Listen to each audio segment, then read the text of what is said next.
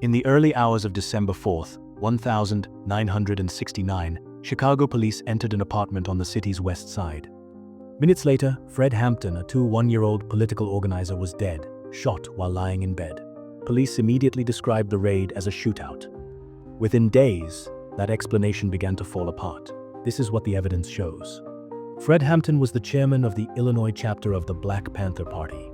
At just 21, he was organizing community programs and negotiating ceasefires between rival gangs. Because of his growing influence, Hampton was under surveillance by law enforcement. The FBI considered him a potential threat, not for armed activity, but for his ability to unify people.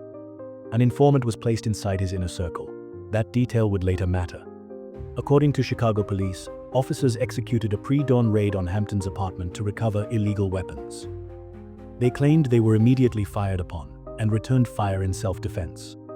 One officer was wounded. Fred Hampton was killed during the exchange. At the time, the explanation was widely accepted, but the physical evidence told a different story. The apartment was small, consisting of just a few rooms. Fred Hampton was asleep in a rear bedroom. Witnesses later testified that he never woke up. If there had been a shootout, the space itself should have shown it.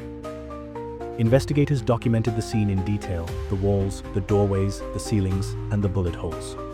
What they found raised immediate questions. Police fired approximately 90 rounds during the raid. The occupants of the apartment fired, at most, one. That single shot appeared to be a reflexive discharge after Hampton had already been struck. Bullet trajectories showed that nearly all rounds traveled in one direction from police into the apartment, not toward them. Photographs showed clusters of bullet holes aimed into bedrooms and common areas. There was no evidence of sustained incoming fire. The claim of a shootout no longer fit the scene. The autopsy introduced another concern. Toxicology findings suggested Fred Hampton had been heavily sedated. Witnesses said they attempted to wake him during the raid, but he did not respond. Medical experts later testified that Hampton may have been unconscious before police entered the apartment. If true, it would mean he was unable to respond, flee, or defend himself. This information was not included in the original police account. As scrutiny increased, another layer of the story emerged.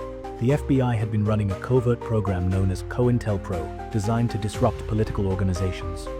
An informant named William O'Neill had infiltrated the Illinois Black Panther Party. He provided detailed intelligence to the FBI, including a floor plan of Fred Hampton's apartment. That floor plan was shared with Chicago police prior to the raid. O'Neill was paid for his cooperation. The FBI would later acknowledge that this program existed,